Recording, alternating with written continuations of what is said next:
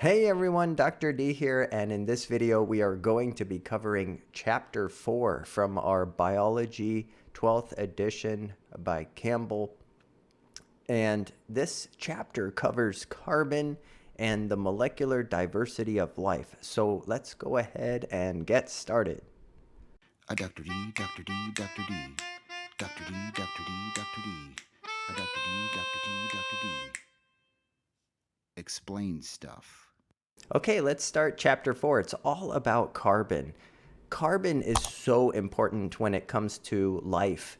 Carbon is the backbone element of the biomolecules. These are the molecules that make up your body. These include proteins, lipids, carbohydrates, and the nucleic acids, DNA and RNA.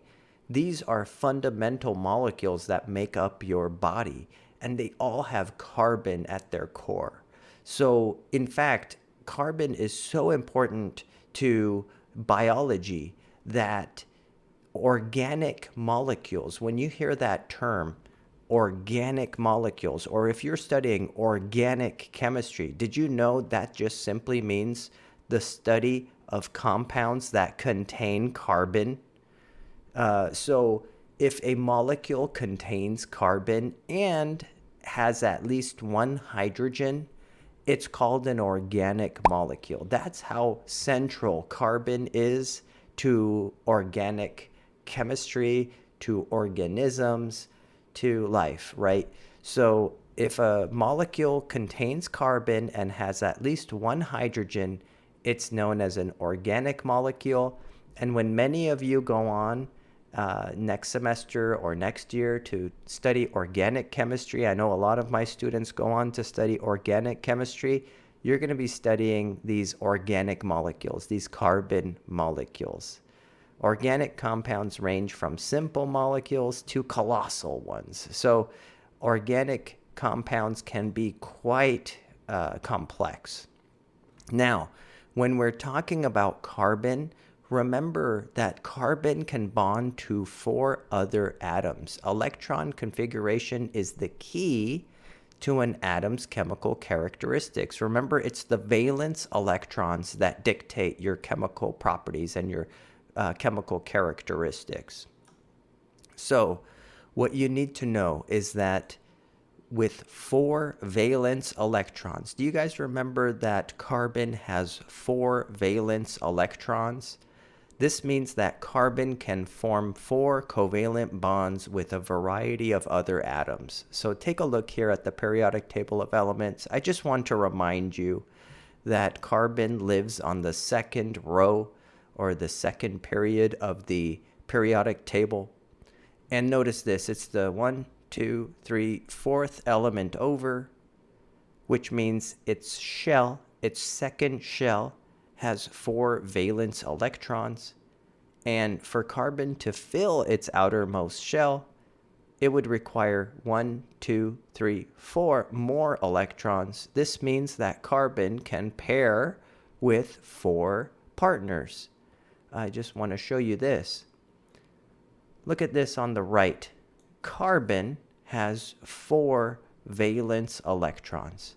This means it needs 4 more valence electrons to fill its outermost shell. This also means that it can partner with 4 other elements to make 4 covalent bonds. Does that make sense? Compare that to nitrogen. Remember nitrogen? How many valence electrons did nitrogen have? So let's go back to this. Look, nitrogen has 1, 2, 3, 4, 5 valence electrons, right? So how many more does it need to fill its valence shell? That's right, it needs 1, 2, 3 more, right? So how many partners can nitrogen pair up with? How many covalent bonds can nitrogen make with other atoms? That's right, 1, 2, 3. Nitrogen can pair with 3 other atoms. What about oxygen? Oxygen with, what about that? Oxygen has 1, 2, 3, 4, 5, 6 valence electrons. How many more does oxygen need to fill its valence shell? it looks like it needs 2 more. So if I asked you how many covalent bonds can oxygen make with atoms? Well, the answer would be 1, 2, right? And what about hydrogen? Look at hydrogen up here. Hydrogen has 1 valence electron, but remember, it only takes 2 to fill that shell. So how many bonds can hydrogen make with other atoms? The answer is 1, right? So I just want to show you this. Again, carbon can make 4 covalent bonds with 4 different elements, whereas nitrogen can only make 3, oxygen can only make 2, and hydrogen can only make 1. So which one of these do you think is the most versatile? Which of these elements is the most versatile? Versatile meaning capable of making complex structures, capable of making those colossal organic molecules we talked about, useful. The way I explain it to my students is I say, imagine a K'NEX set. K'NEX, they're kind of like Legos, but, with sticks, and you got these little wooden parts with sticks, and you can build really neat things, like you could build a carousel. And I say, what parts are more useful? The little hubs that allow you to put 2 sticks into them, or the ones that allow you to put, 4, 5, 6 sticks into them? Which ones allow you to build the more complex structures? And the students say, it's the ones that allow you to put, more parts into them, more sticks, so you could build these really complex shapes, right? So the reason I bring this all up, the reason I'm explaining all this is because, it's a curiosity why carbon is the organic molecule, or the organic element, I should say. Why is life based on carbon? Why are we, known as carbon-based life forms, right? Why is carbon the backbone element of all our biomolecules?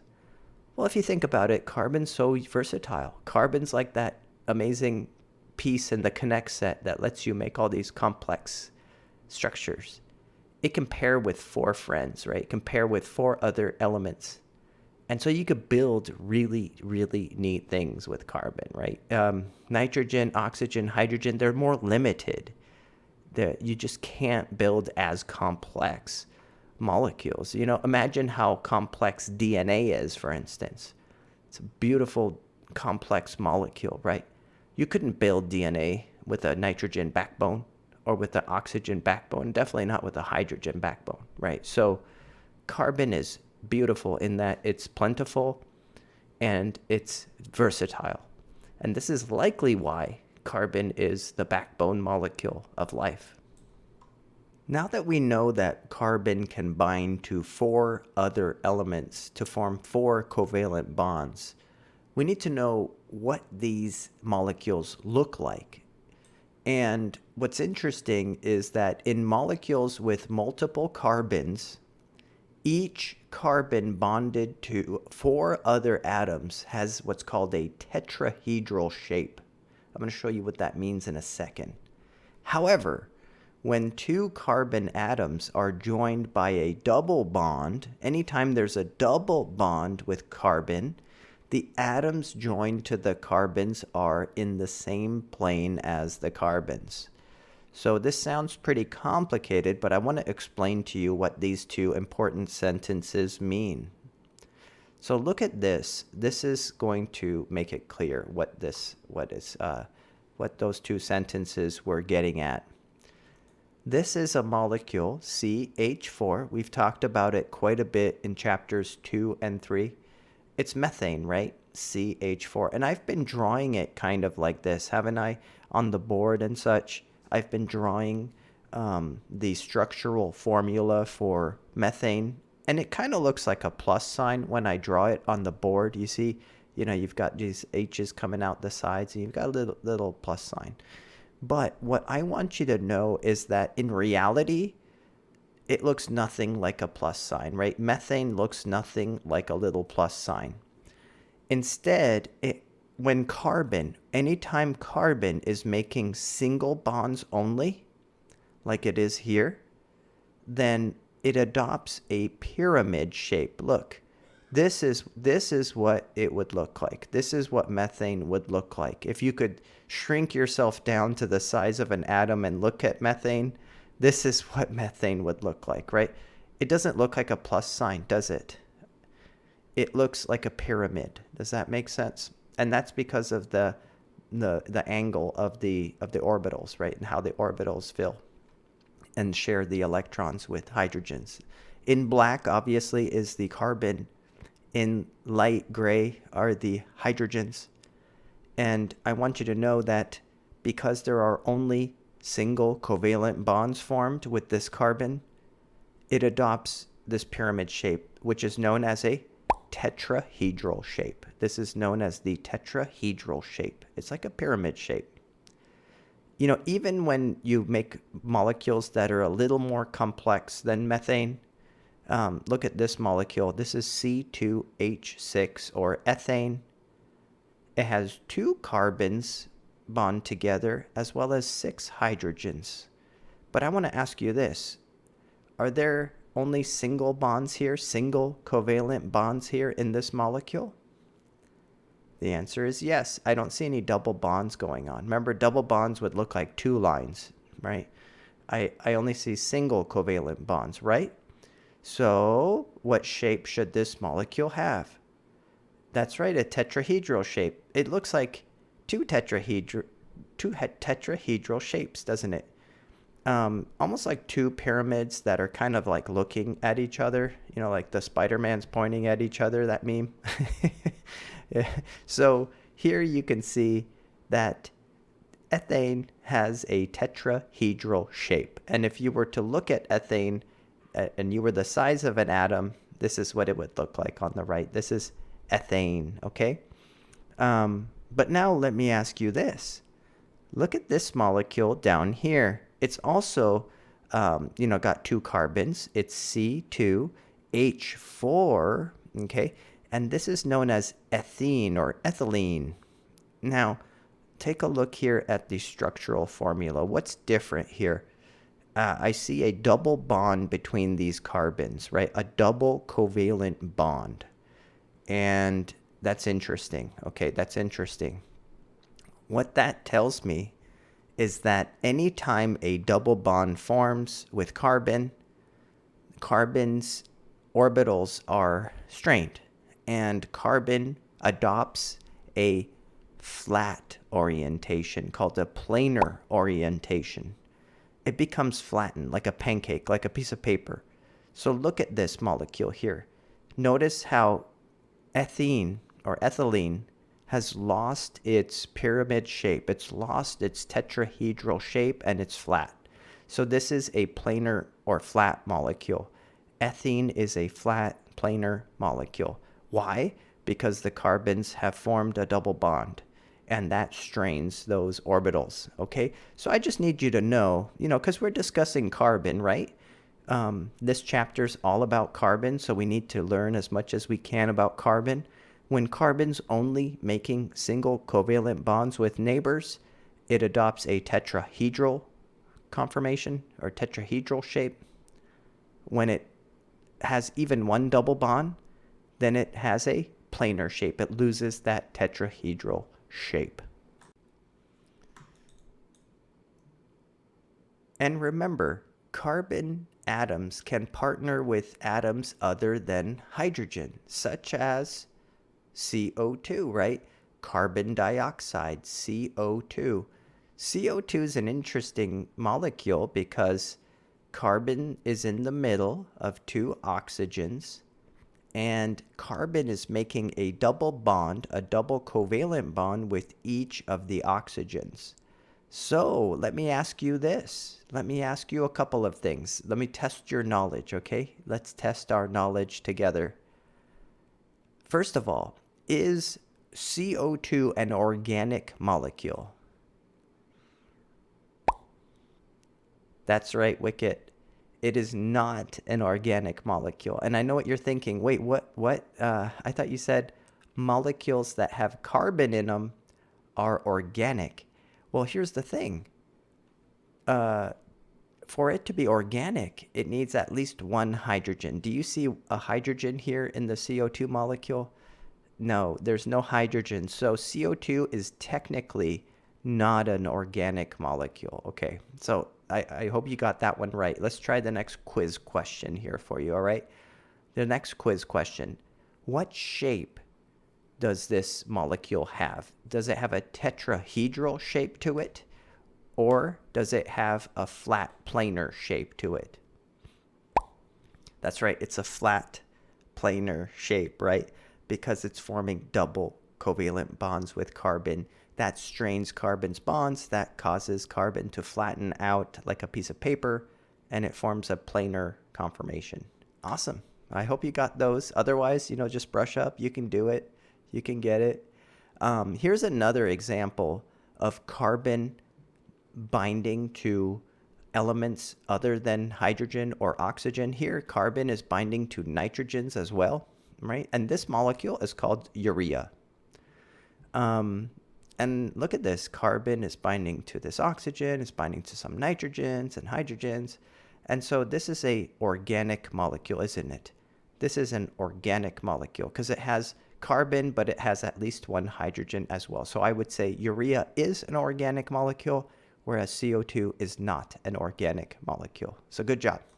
Now here are 4 ways that carbon skeletons can vary, and that's length, double bond position, branching location, and the presence of rings. Yes, carbon can even form these, ring structures, which are really neat. Now take a look here at the top left, and you can see ethane. Ethane is called a 2-carbon molecule. It has 2 carbons, whereas propane has 3 carbons. And then you could have butane with 4 carbons, or pentane with 5 carbons, or hexane with 6 carbons. Have you ever heard of octane? Octane, well, that's 8 carbons. You see, so you can have really long chains of carbon and hydrogen as well. And by the way, I just want to point out before I go on to the other examples here, notice how these are all molecules made of only carbon and hydrogen, right? Only carbon and hydrogen. So they're known as hydrocarbons. So when you hear the term hydrocarbons, that's a molecule with hydrogen and carbon. So would you say that all of these are hydrocarbons? Yes, the answer is all of these are hydrocarbons, okay? That's what hydrocarbons are. And let me ask you this, let me test your understanding and quiz you a little bit based on what you've learned in the previous couple of chapters now. Would you say that these are all polar molecules, ionic compounds, or are they non-polar molecules based on your understanding of the previous chapters? Because I'll tell you, they're all one type, one of those 3 types. So think about it for a second. And how would you figure that out? You're like, how would I figure that out? Well, think about it. These molecules are hydrocarbons, which means they are comprised entirely of carbon and hydrogen. And remember, when carbon and hydrogen share electrons like these guys are, they share evenly, remember, because carbon and hydrogen have the same electronegativity. And that means that no partial charges will form anywhere because everyone will remain neutral. So these are all nonpolar hydrophobic molecules, okay? Isn't that interesting? None of these guys would mix with water. None of these can be dissolved in water. Isn't that interesting? So now you understand. See, this is why I make a big point of these concepts in chapter 2 and chapter 3. Well, because it comes back, it really does play into your understanding of chapter 4, and then that stuff will play into your understanding of chapter 5 and 6 and 7. So these materials do actually build on top of one another. And if you ever want to go into biochemistry or organic chemistry, all of this stuff we're learning here is at the base. It's the fundamental stuff you need to understand those topics. So this is why I harp on it so much and I go into so much detail, is because I'm trying to build you a really, really strong foundation so that you know your stuff and it's like second nature to you, and it's like so drilled into your head because Dr. D went over it so many times that, you just, it's like a second nature to you. You understand how these molecules work.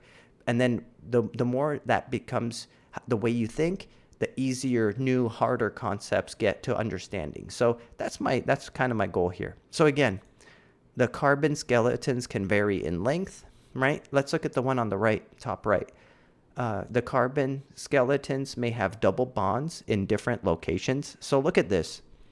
This molecule here is called 1-butene, and it has a double bond at the first carbon. By the way, have you noticed something? Anytime carbon is making double bonds, the suffix is ene, E-N-E. But when carbon is only making single bonds, the suffix is ane, A-N-E. So that's just something to be aware of. When you see propane or ethane, see how it ends in ane? That means it's only making single bonds.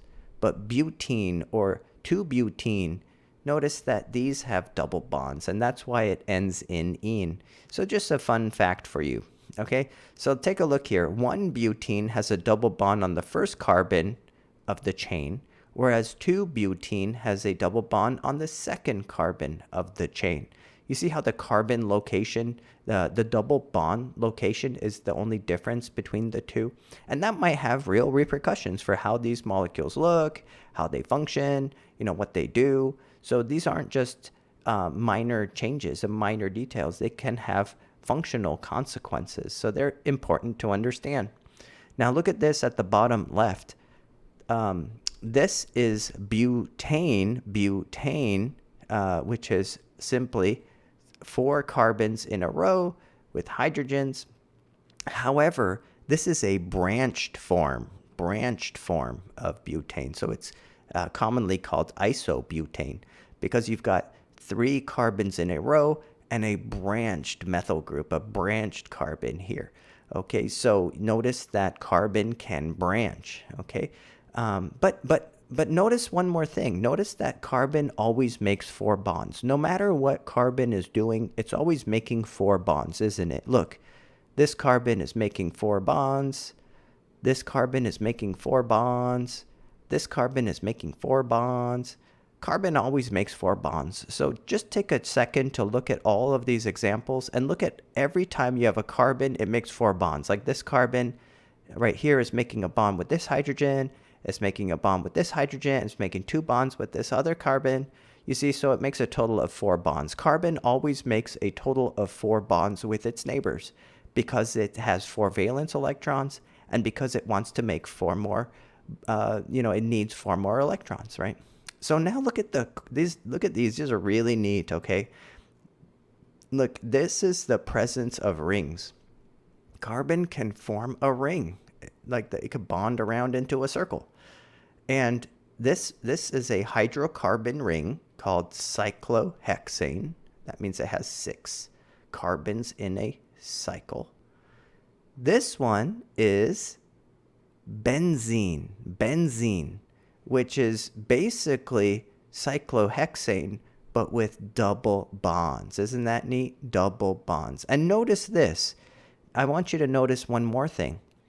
Anytime carbon double bonds with something, that limits the number of hydrogens that carbon can have. See, so here, let me show you on cyclohexane, each carbon has 2 hydrogens, right? Why? Well, because remember, carbon needs to partner with 4 friends. If carbon is only single bonding with these other carbons, then it has 2 free bonds to make with hydrogens. However, look at this carbon on the bottom right. It's double bonding to this carbon and single bonding to that carbon, so that used up 3 of its possible bonds, right? So how many hydrogens can this carbon bind to? Just 1. So you should understand that any carbon that's making only single bonds is going to be able to attach to more hydrogens than carbons that are making double bonds. They're going to be able to pair up with fewer hydrogens to fill out the 4 valence shell. Okay, I hope that makes sense. Now, here's one more thing that's really, really interesting. So I'm gonna zoom in on this, and I want to show you something. I'm gonna zoom in on this bottom right panel, and I want to teach you something really, really interesting about what's called, shorthand in organic chemistry. And this is gonna help you so much when you learn more chemistry in the future. So let's get into this. All right, so I'm zoomed in on cyclohexane. Remember cyclohexane? And I want to teach you something so important. It's going to make your life as a bio student very much easier, okay? And that is shorthand. Now, look at this cyclohexane here. See how it's 6 carbons and a bunch of hydrogens? Okay, I want you to imagine working in a lab and you have to draw these all day. You have to draw these molecules all day. Would you get tired of that? I think so, because you'd have to draw a bunch of carbons, you'd have to draw a bunch of hydrogens and put a bunch of lines, and it just takes forever.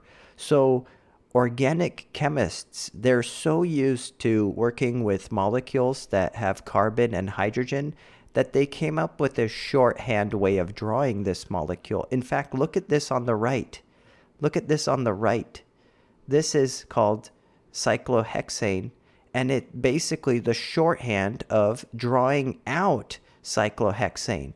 So when an organic chemist sees this little structure on the right, this little hexagram on the right, they think the image on the left. And I just want to show you how to solve these. So for example, if you ever see this structure here in your textbook, I want you to be able to figure out that it's actually this on the left. So let's figure it out together, shall we?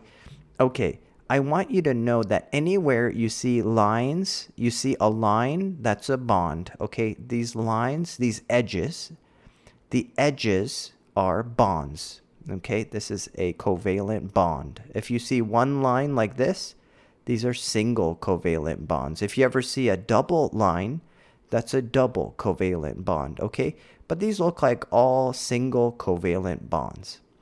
And what I want you to know is anytime they come to a point or a vertex, you see how this is coming to a point here at the top?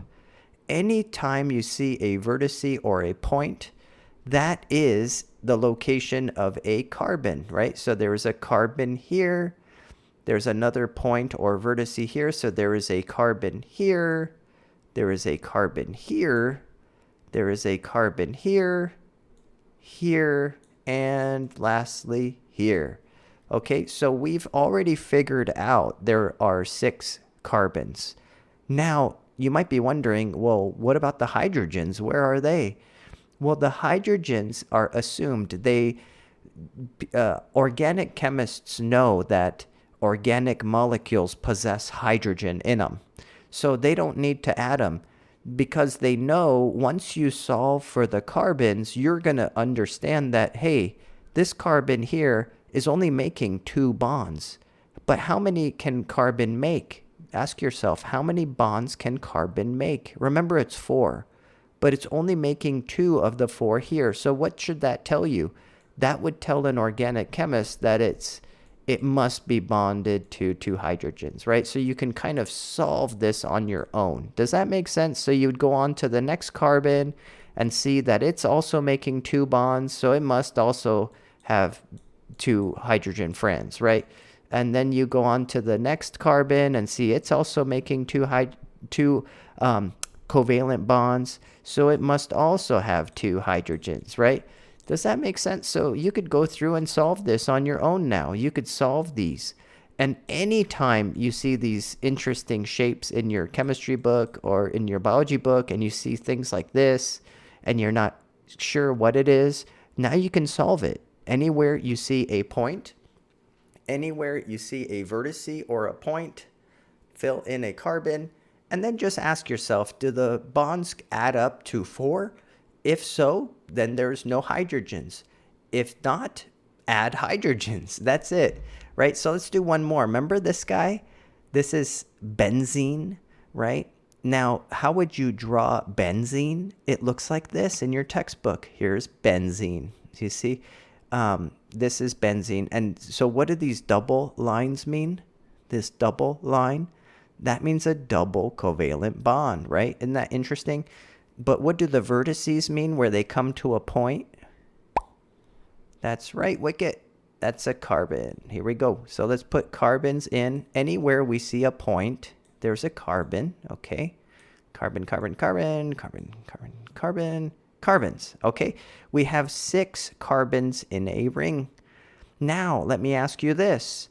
How many bonds are each of these carbons making? Let's look at the top carbon here. How many bonds is it making with its neighbors? It's making 1, 2, 3. So it's already making 3 of its 4 bonds. How many more bonds could it make? That's right, only 1, right? So we put only 1 hydrogen here. Remember what I mentioned earlier, the more double bonds you see with carbon, the fewer hydrogens are going to be associated with that carbon. Isn't that interesting? So what about this carbon? Well, it's already making 3 bonds, so it can only have 1 hydrogen. This carbon as well, it's already making 3 bonds, so it'll only have 1 hydrogen. In fact, all of these only have 1 hydrogen, right? So did you see what we just did? We just solved this organic molecule. So I just wanted you to know that, because a lot of times your textbook will have these ring structures, or they'll have these beautiful shapes, and there's no elements written in there, and students get confused. They're like, what is this element? And now you know, when an organic chemist leaves out information, it's carbons and hydrogens that they left out, okay? If it, by the way, in case you're curious, if it's a nitrogen or an oxygen, they wouldn't leave it out, right? They would.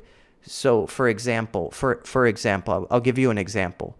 If this is a molecule here, and let's just pretend this was a nitrogen up here, okay? Look at this. Look what I'm doing.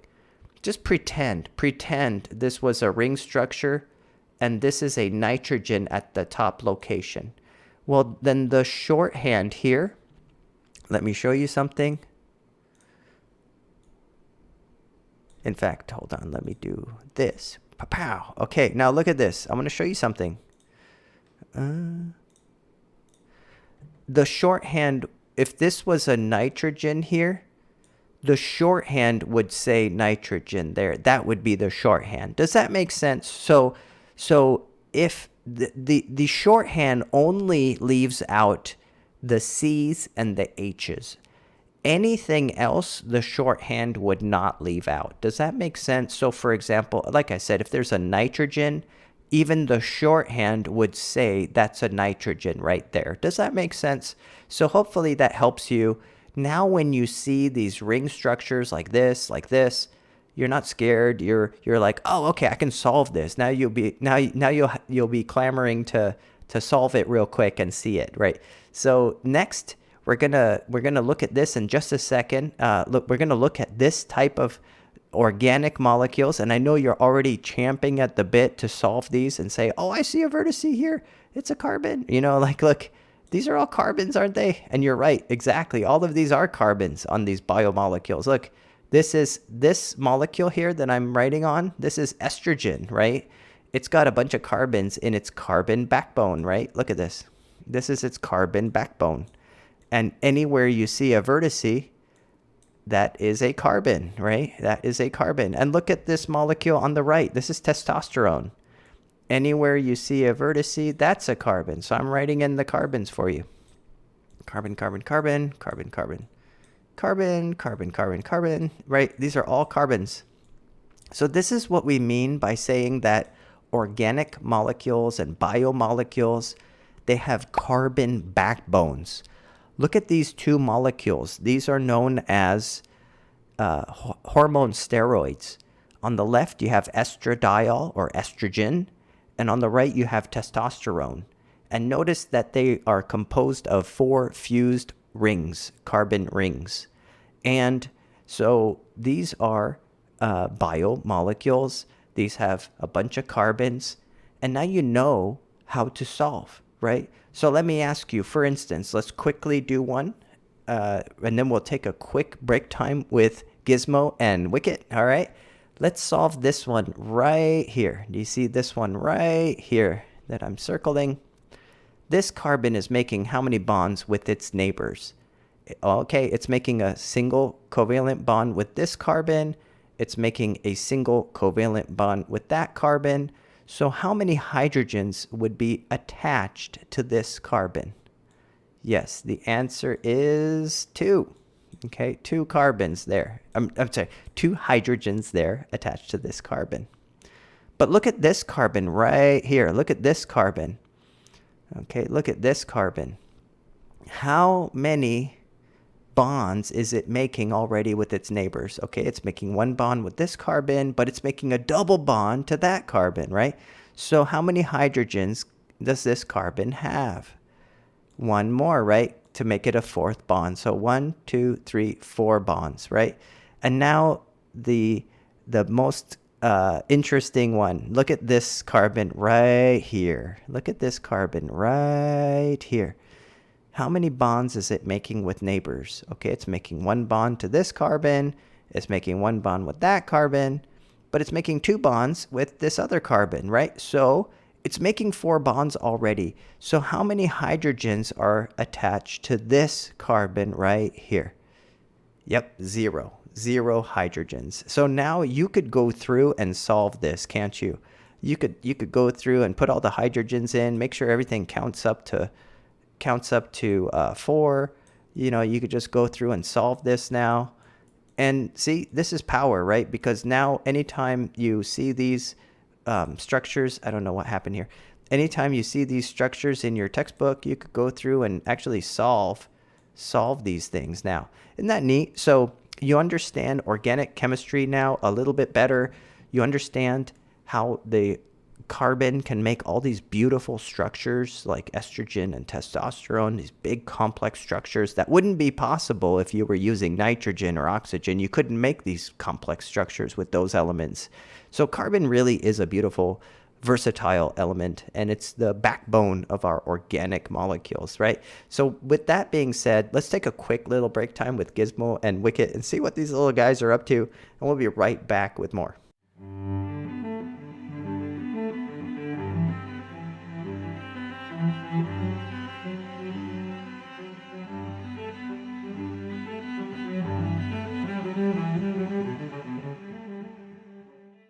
All right, welcome back from break time with Gizmo and Wicket. Let's carry on with our discussion of carbon. Remember hydrocarbons? Hydrocarbons are organic molecules consisting of only carbon and hydrogen. We talked about how hydrocarbons are neutral in charge, so they are hydrophobic. Remember, they will not mix with water because they are non-polar molecules. Many organic molecules, such as fats, have hydrocarbon components, and this is why those fats, those oils, those waxes, they don't mix with water, and the reason is because of their large hydrocarbon components. Now, here's a molecule of fat on the right. Here you can see that fat has 3 long hydrocarbon tails. In black are the carbon atoms here, and in gray are the hydrogens. Notice something.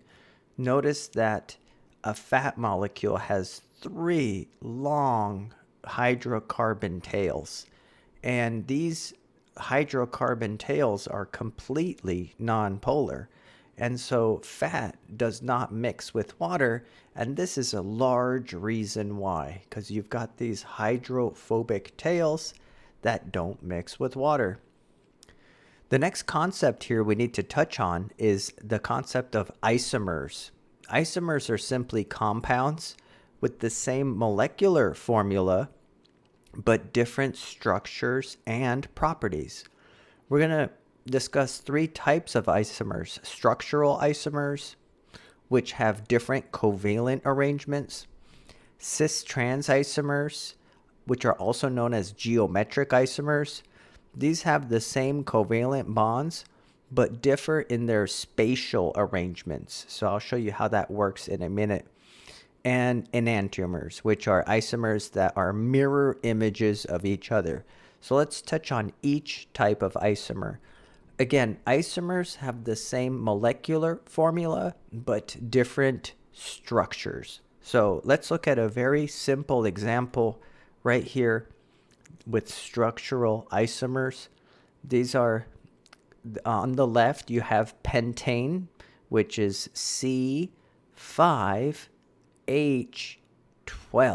Okay, C5H12. And look, right next to it is 2-methyl butane, which is a branched variant, right?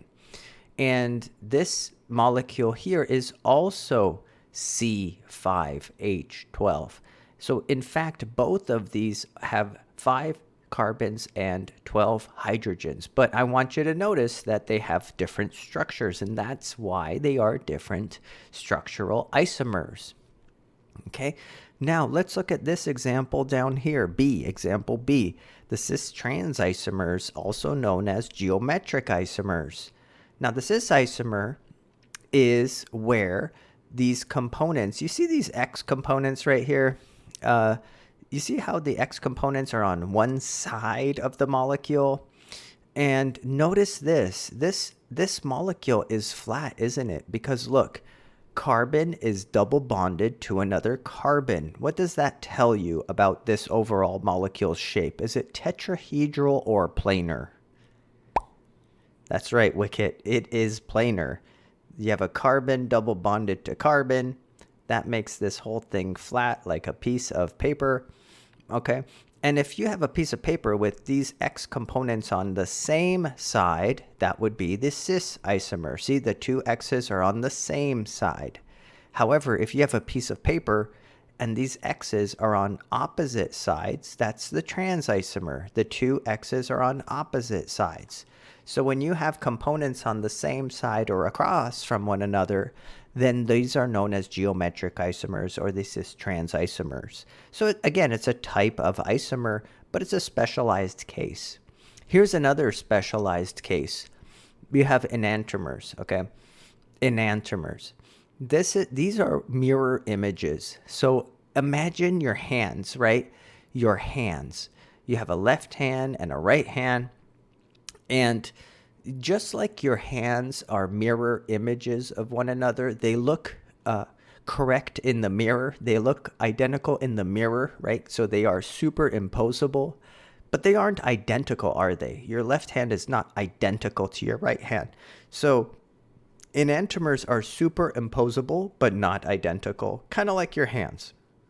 And just like your hands do have a left and a right, the enantiomers have the left isomer or the left version and the right isomer. By the way, you might be wondering why it says D for right, because D is, stands for dexterous, which is another term for right? So when you see D, think the right isomer.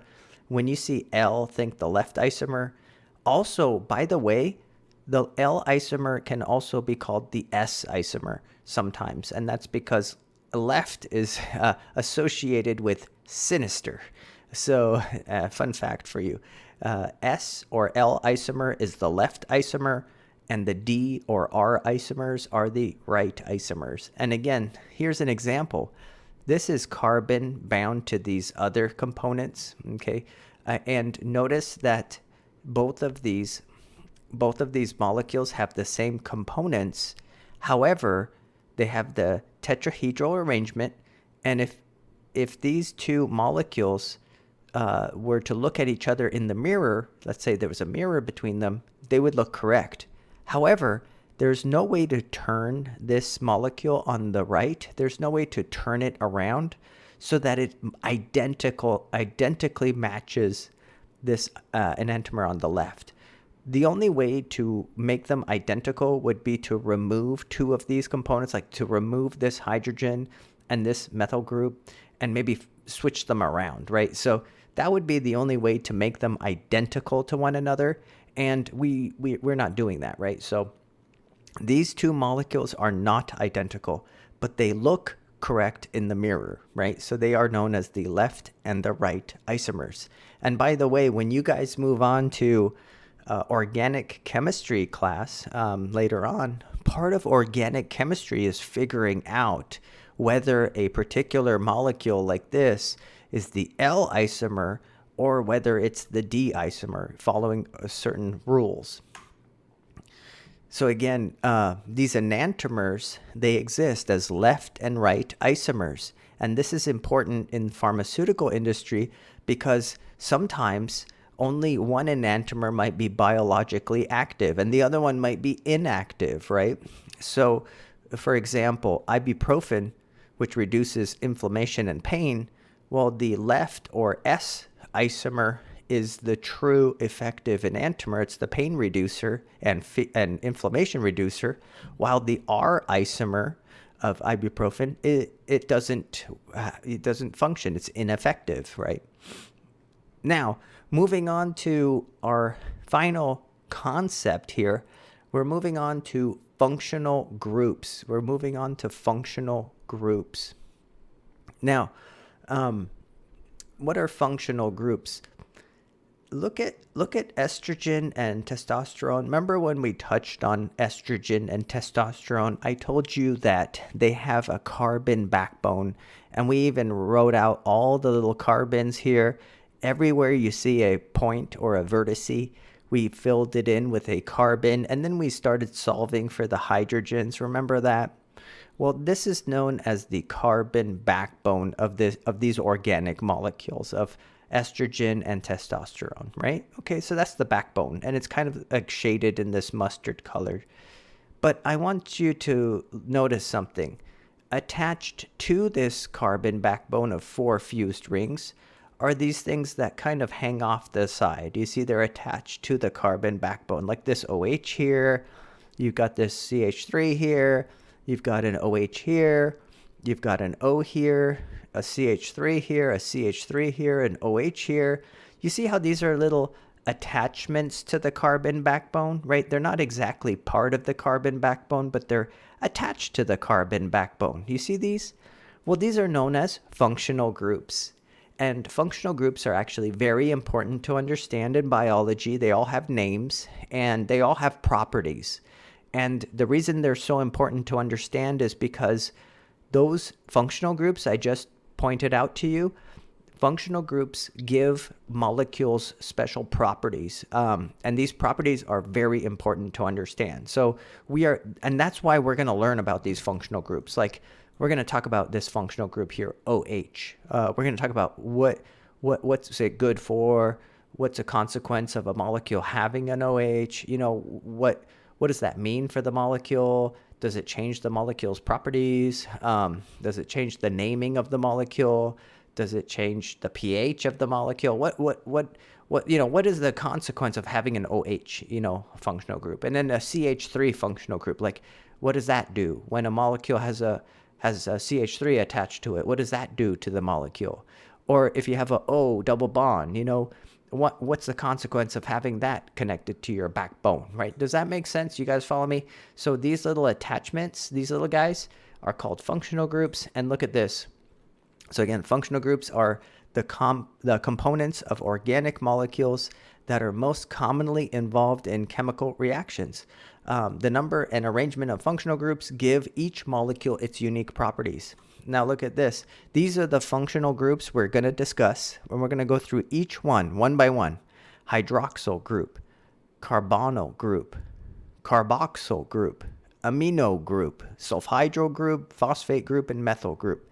We're going to talk about every single one, and we're going to break down what is a consequence of a molecule having such groups, right, attached to the carbon backbone. Because we know that biomolecules have carbon backbones, right? But when you attach these little groups to the carbon backbone, what does that do to the molecule? What property does that molecule adopt, right? So that's what we're going to touch on next. And again, we are going to go through all of these, the hydroxyl group, carbonyl group, etc., etc., etc. So right now, I am going to head to the board, okay? I'm heading to the board, and we're going to break down each and every one of these, and we're going to break them down, and we're going to talk about them, and we're going to talk about what their, ins and outs of every single functional group, starting with the top one, the hydroxyl group. So let's get started. All right, let's start with the hydroxyl functional group. The hydroxyl group is simply when you add an OH, an oxygen and a hydrogen is added to the carbon backbone. Remember testosterone and estrogen? I'm going to pop it up here. Well, there you go. There's some hydroxyl groups present on these molecules. See, these are the hydroxyl groups of estrogen and testosterone. Okay, so anytime you see an OH attached to a carbon backbone, then that's a hydroxyl functional group connected to the carbon backbone. And what's special about this functional group? Well, first of all, did you know any molecule that has a hydroxyl group attached is called an alcohol? So technically, any molecule with a hydroxyl group attached is an alcohol. Yes, even estrogen and testosterone are alcohols. So, and in fact, that's why estrogen ends in -al, right? Because alcohols end in the suffix -al, the suffix -al. I'll give you an example. Do you remember what this molecule is? We talked about it a great deal in the last 3 chapters, or 2 chapters, I should say. What's that molecule? CH4. That's right, it's methane. Methane. Remember methane, the non-polar hydrophobic gas? Yeah, that's methane. But let me ask you this. If I were to attach the functional group OH to methane and add a hydroxyl group right here, OH, did you know that changes methane to the suffix -al,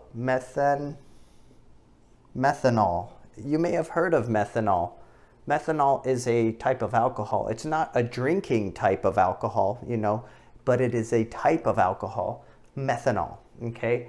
And simply by adding a hydroxyl group to methane, you have now changed it from a non-polar gas to now a polar alcohol. It's an alcohol. And why is it polar? Let's just break that down real quick.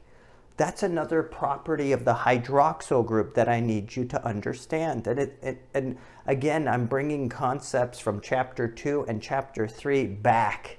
Okay, so think about this. Here, the functional group has an O and an H, right? An O and an H. Which one's more electronegative, the O or the H? That's right, the O. The oxygen is more electronegative. So are the electrons going to be drawn closer to the O? Yes, which leaves the H with what type of partial charge? That's right, the H is left with a partial positive charge. Isn't that neat? So a property of the hydroxyl functional group is that molecules that have them are now more polar. They will mix with water because water can now attach to that functional group. And so if I were to ask you, do you think methanol is able to dissolve in water? Is it polar now because of this polar functional group? Can it dissolve in water? The answer would be, yeah. Isn't that cool? Because water can stick to it. If water were to come along, H2O with the partially negative O, it would form hydrogen bond with the hydroxyl group, and so it would dissolve in water. Isn't that neat? So do you remember when I said functional groups like OH, functional groups can give properties to chemicals? Well, here's a prime example. When a molecule has a hydroxyl group attached, it is an alcohol. It usually ends in the suffix -al. That functional group makes it polar because it's a polar functional group. And molecules that have lots of hydroxyl groups attached, they're going to dissolve in water because those polar groups will, hydrogen bond with water. Isn't that neat? So by changing methane to methanol, we changed it from a non-polar hydrophobic gas to a polar hydrophilic alcohol, right? Isn't that neat? I'll give you one other example. All right, here's another example. This is, remember this one? C2H6. C2H6. This was called ethane gas, ethane. And it's a hydrocarbon. It is non-polar. This is a non-polar hydrophobic gas, right? No charge. But let me ask you this. What happens if I give ethane a hydroxyl functional group attached to the carbon backbone? Now, it changes its name ethane to what? That's right. It changes it to ethanol, which is technically drinking alcohol. And that functional group is partially positively charged. So ethanol mixes with water. Ethanol is an alcohol that mixes with water. And so the functional group allowed that to happen. Isn't that neat? And I want to share one more thing with you about the hydroxyl group that's very important to know before we move on to the next functional group. And that is that if you ever see a hydroxyl group on the other side, so let me show you this. What if there was the hydroxyl group was on this side of the ethanol, right? The hydroxyl group's on that side. Did you know you should not write it as OH if it's on the left side of the molecule? And I'll tell you why that's wrong. This is wrong. Because this suggests that the O is connected to the H, and it's the H that's connected to the carbon backbone. And that would be impossible because hydrogen can't make two bonds. Does that make sense? So when it's on the left side of a molecule, the proper annotation is HO, okay? So if you're writing a hydroxyl group on the left side of a molecule, you write the H first. If you write it on the right side of the molecule or on top like this, or on bottom like this, then you can write the O first. So OH, OH, OH. But on the left side, you put the H first. And again, why? Just to show that the H is connected to the O, and it's that O that's connected to the carbon backbone. All right, next we have the carbonyl group. And this functional group is simply when you have an oxygen that is double bonded to the carbon backbone. So you have one oxygen and it is double bonded to the carbon backbone. And this oxygen, if oxygen is bonded to carbon, which of the elements is more electronegative, oxygen or carbon? That's right, oxygen is more electronegative, so it's going to draw those electrons close, right? So this is a polar, it's a polar functional group with a partial negative charge on the oxygen. And that's simply because oxygen is more electronegative than carbon, okay? So just keep in mind that both the hydroxyl group and the carbonyl group are polar functional groups. Okay, now I'm going to show you something else that's really important to know. There are actually two types of carbonyl groups that you need to know about. There's what's known as an aldehyde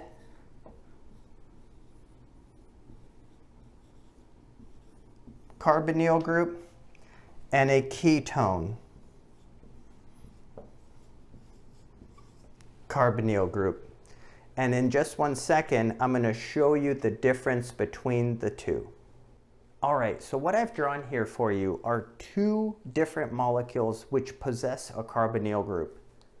On the left, you have propanol, This is a 3-carbon molecule with a carbonyl group. Here is the carbonyl group. Remember, a carbonyl group is simply when you have an O double bond to your carbon backbone, right?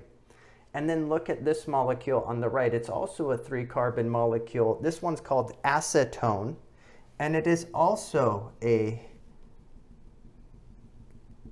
also has a carbonyl group. So there are the carbonyl groups for propanol and acetone. However, here's what I need you to understand.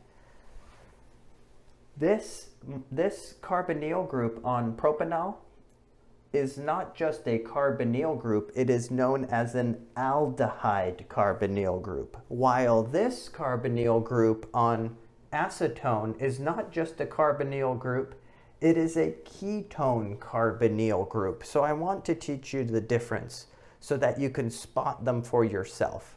The reason why this carbonyl group on propanol is an aldehyde carbonyl group is this. So pay special attention here. If you have an O, if you have an oxygen double bond to a carbon backbone, okay? And here's the important part. You ready for this?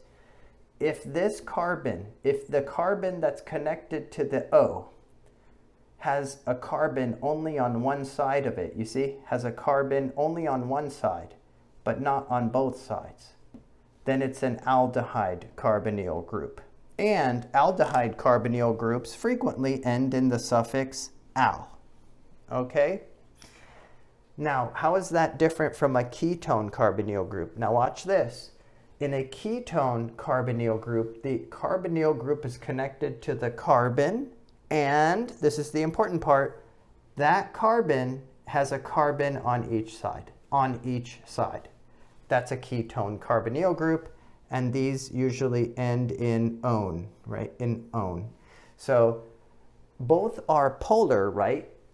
These oxygens have a partial negative charge because they are more electronegative than the carbon, drawing the electrons close. So both of these molecules should dissolve in water because of that polar functional group, the carbonyl group. All right, next functional group up, we have the carboxyl group. The carboxyl group looks like a combination between the previous two we just spoke about, because the carboxyl group has it almost looks like a hydroxyl group connected to a carbon and a carbonyl group connected to a carbon. But if you have both of those connected to a carbon, then this whole thing is called a carboxyl group. So don't get confused. Don't call that a carbonyl group, and don't call that a hydroxyl group, because when both are present on a single carbon, that makes the whole group a carboxyl group. So this is a carboxyl functional group.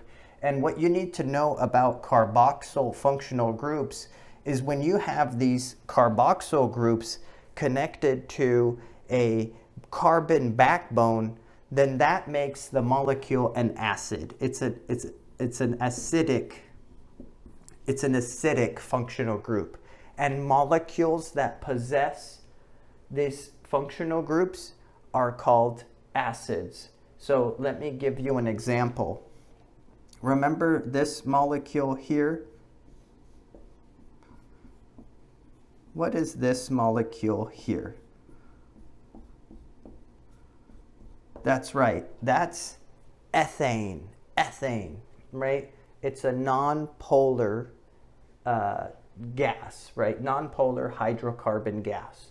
However, if I were to substitute these hydrogens for a carboxyl functional group, suddenly I have acetic acid. And this is a type of acid, right? So by this molecule possessing the carboxyl functional group, there's your carboxyl functional group connected to the carbon backbone. This is a acidic functional group. And next, I'm going to show you why this is this is an acidic functional group, and why molecules that possess these functional groups are called acids. So this is, like I said, acidic acid. It's an acid because it possesses a carboxyl functional group. The carboxyl functional group makes it an acid. And the reason why is because this functional group can ionize. Remember how in chapter 3 we talked about how water can ionize, releasing a proton, and that is what serves as the pH of that solution. So when this functional group is not in solution, when this functional group is not in water, this hydroxyl group is it's non-ionized. This molecule is not ionized. However, when you place this molecule, acetic acid, into solution, then it ionizes. Remember what that means? The little hydrogen pops off, but not the whole hydrogen, just the proton pops off. Remember that? Leaving its electron behind. Leaving its electron behind. And remember, anything you add to a solution that pops hydrogen ions or protons into the solution, that means there's going to be more protons floating around in the solution, and that's going to make your solution more acidic. Isn't that interesting? So the reason why the carboxyl functional group is acidic is because molecules that have the carboxyl functional groups, if you were to add those molecules to water, they serve as an acid. They increase the proton concentration of the solution, making it more acidic. Isn't that interesting? So if you ever see a carboxyl group attached to a molecule, that means it's an acid. And let me show you something. Sometimes your textbook will draw the carboxyl group like this. Okay, you can see the carboxyl group drawn like this. This is the non-ionized form. Or when it goes into water, what does it do? Remember, when you add that functional group to water, it is capable of popping a proton off. A proton leaves. So this is the ionized form. So sometimes your textbook will draw a carboxyl group like this. So you have like this O minus here. So don't get confused, because sometimes your textbook draws carboxyl groups like this. Sometimes it draws carboxyl groups in the ionized form like this. And just to make it more confusing, sometimes your textbook even writes it out. So instead of drawing it out, it'll write it out as COOH, which means the same thing as this. Or they'll write it out as COO minus, which is the same thing as this. So what I want you to know is that carboxyl groups are acidic functional groups. Molecules that have them are acids, and there's 4 ways of drawing them. The non-ionized form, which are these 2 ways, and the ionized form, which are these 2 ways. So that's the carboxyl group. All right, the next functional group is the amino group. The amino group is when you have a nitrogen with 2 hydrogens, and that's connected to your carbon backbone. So you got a nitrogen and 2 hydrogens. And amino groups are interesting because they are basic functional groups. Basic. So any molecule that has an amino group attached is technically a base. And I'm going to show you an example just right now. So here you go. Here is the molecule called glycine. It's actually an amino acid, and let me get into that in a second, but where do you spot the amino group? There it is right there. So if I were to highlight the amino group, here it is. There's your amino group right there. And any molecule like glycine, which has an amino group, is a base. It's technically a type of base because this is a basic functional group. Now, what do you know happens when you add bases to a solution? Let's say I add the base. This is the non-ionized form. When I add a base to solution, what does a base do to the proton concentration of a solution? Do you remember that from chapter 3? That's right, it reduces the proton concentration of the solution. Less protons floating around in the solution, more basic. What do bases do when you add them to a solution? They reduce the number of protons floating around in the solution, right? So let me show you what happens. So there's the non-ionized form of amino group. That's when it's not in solution. When you add it to solution, it becomes the ionized form. The ionized form. And so what this functional group will do is something quite clever. It will actually take a proton. It will take a proton from the solution. It will grab a proton from the water, right? It will grab a proton from the floating around in the solution, and it will add it right here, you know, and it'll call itself, you know, NH3 plus. It will pick up a third hydrogen. It will pick up a third hydrogen and call itself NH3 plus. So when you add an amino group to water, the amino group will grab onto a proton and sequester that proton. And because that proton is now sequestered and no longer part of the solution, the pH has gone up and it's become more basic, right? More alkaline. Isn't that interesting? And again, just to confuse you, your textbook might draw amino groups as this, NH2, or write it out as NH2,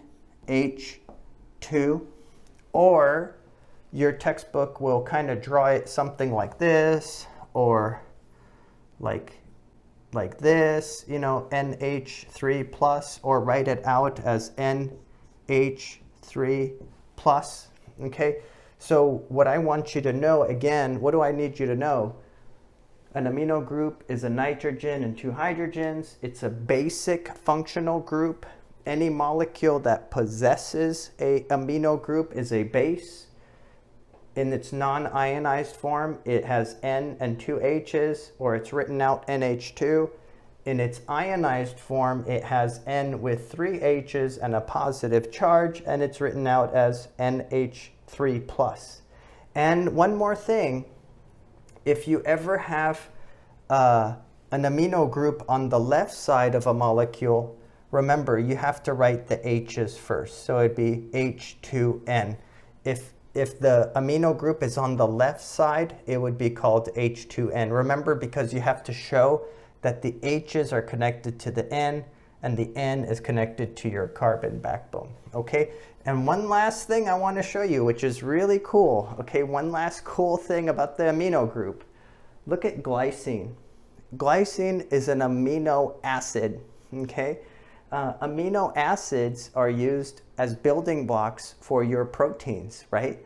But you might be very curious right now as to why it's called an acid if I just told you that the amino group is a base, right? If the amino group is a base, right, makes you a base, then why is this molecule called an amino acid? Think about that. Look at it for a second.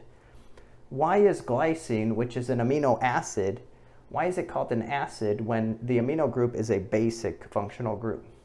Look at it closely and let me know if you can figure it out. That's right, Wicket. The carboxyl group here. Look, what is this? What is this functional group doing way over here? Does that look familiar? That's the carboxyl group we just got done talking about. And what do we know about carboxyl groups? Are they acidic? Yeah, they are acidic functional groups, right? So amino acids are called amino acids because all of the different amino acids in your body, that make up your proteins, they all have an amino group, hence the amino part of the name, and they all have a carboxyl group, hence the acid part of the name. Isn't that neat? So amino acids are called amino acids because all 20 of the naturally occurring amino acids have an amino group, which is basic, and a carboxyl group, which is acidic, and that's how they got their name. Next, we have the sulfhydryl group. This is when you have a sulfur and a hydrogen connected to your carbon backbone. Isn't that neat? By the way, sulfhydryl groups are polar because sulfur is more electronegative than hydrogen. It will draw the electrons close. So this is technically a polar functional group because of the partial positive charge that forms on the hydrogen. And any molecule that possesses a sulfhydryl group is technically a thiol.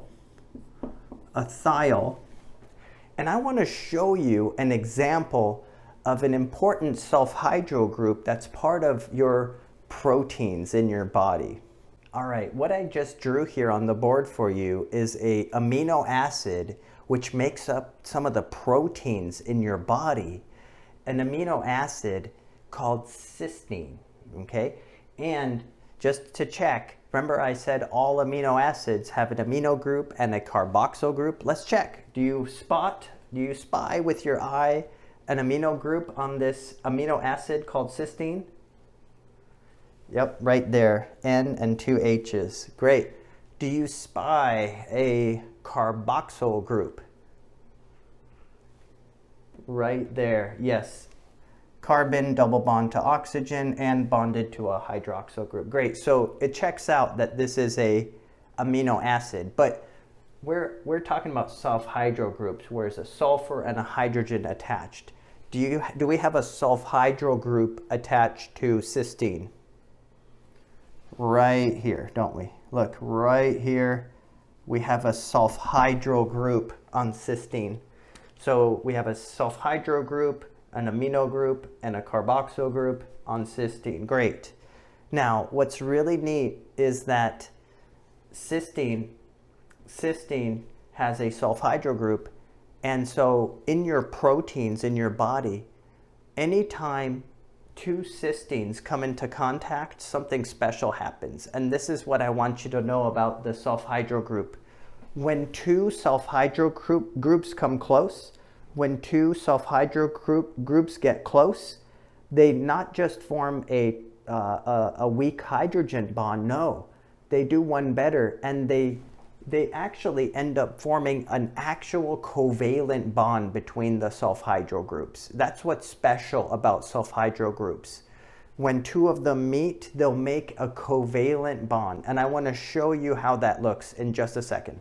Now look what I drew. I drew a cysteine over here with its sulfhydryl group, and I drew another cysteine kind of backwards with its sulfhydryl group as well.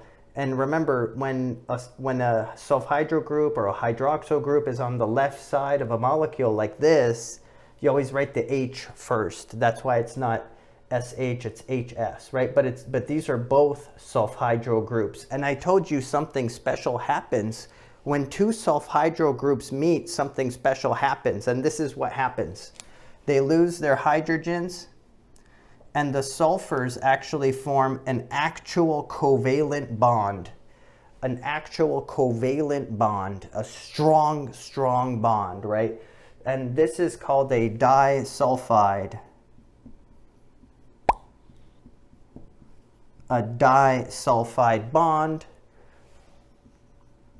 sometimes called a disulfide bridge, okay?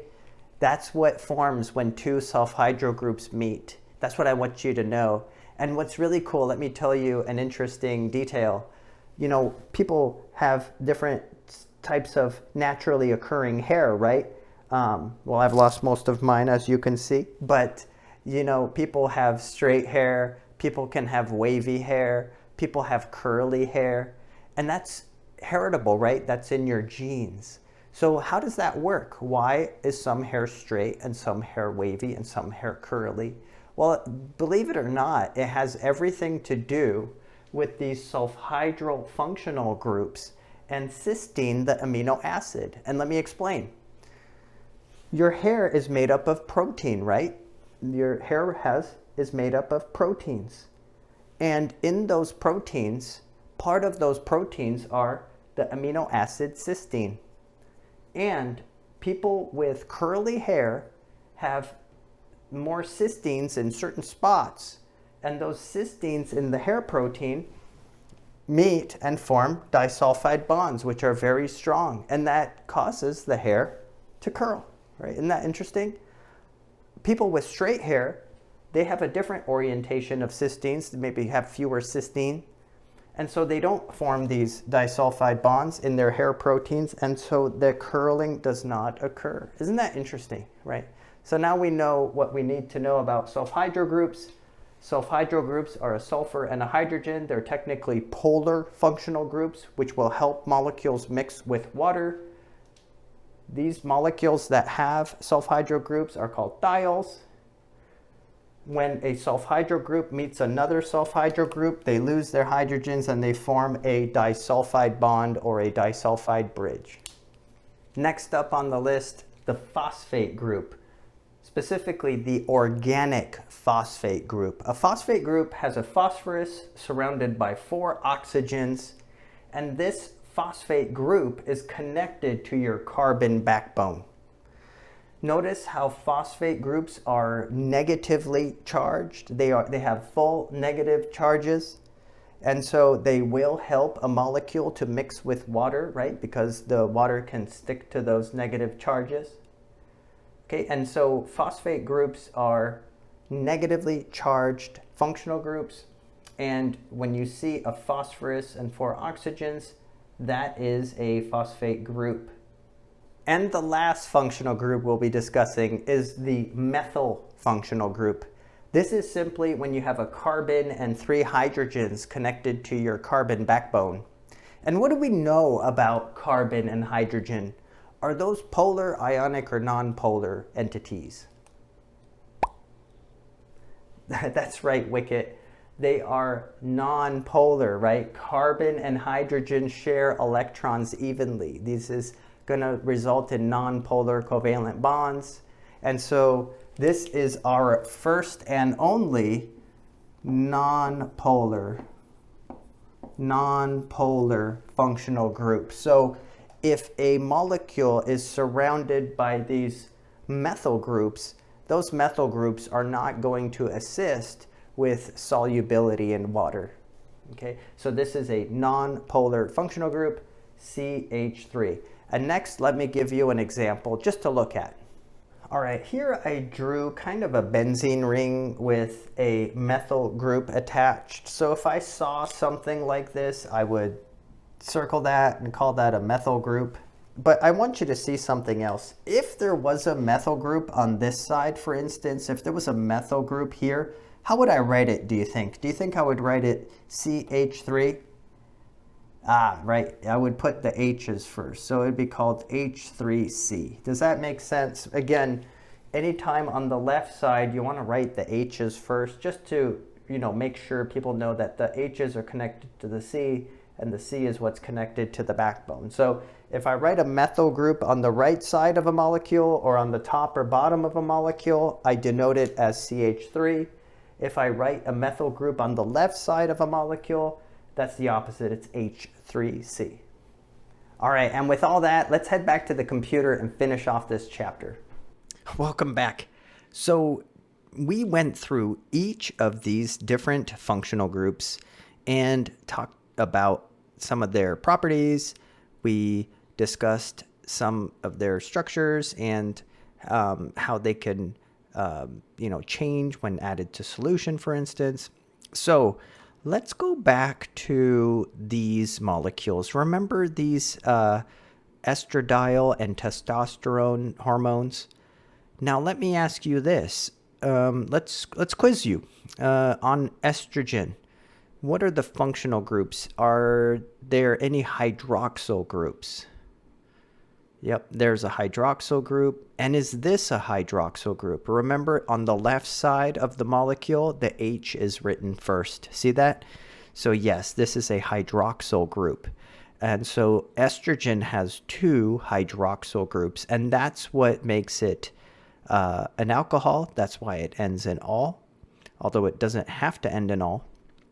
And remember, hydroxyl functional groups are polar so that they will be able to mix with water. Isn't that interesting? Without these hydroxyl groups, estrogen would be simply a hydrocarbon and it would not mix in your blood. It would not mix with water. But because it has these hydroxyl groups, you see how that gives you the property of, polarity and to allow estrogen to be hydrophilic and to mix with water. Isn't that interesting? Is there another functional group on estrogen? That's right, a methyl group. Right here, there's a methyl group as well. So if I were to sum up the functional groups on estrogen, I would say it has 2 hydroxyl groups, which are polar, which allow it to mix with water, and a nonpolar methyl group as well. Okay, now let's turn our attention to testosterone.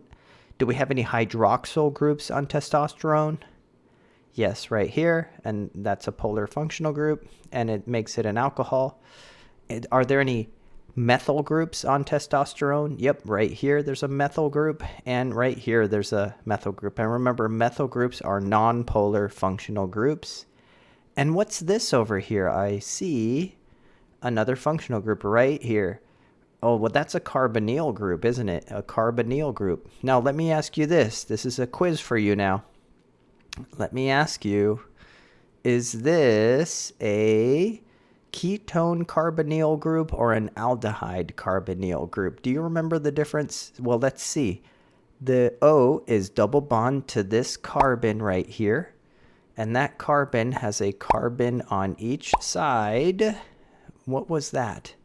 That's a ketone carbonyl group. If you guessed ketone carbonyl group, you were right. Awesome. So we've gone through all the different functional groups. I hope you understand them better now. And here's an important, just aside. Have you ever heard of ATP, the energy currency of a cell? It stands for adenosine triphosphate, ATP. Well, the reason it's called ATP is because it has triphosphates. It's an adenosine organic molecule which has 3 phosphate groups. Remember phosphate groups, which are negatively charged, which we just discussed on the board? It's called a triphosphate because it has 3 phosphate groups. And when one of those phosphate groups is cleaved, this is what releases the energy of ATP in a reaction. Isn't that neat? We're going to go into this in more detail. I don't want to delve too much into this in chapter 4, but you can see that these functional groups that we just discussed, they're important, and they make an appearance here and there. When we're talking about DNA, there's going to be certain functional groups we're going to discuss. In fact, DNA has phosphate groups within it as well. When we talk about proteins, remember proteins are made up of amino acids, and those amino acids have amino groups and carboxyl groups. Cysteine has a sulfhydryl group.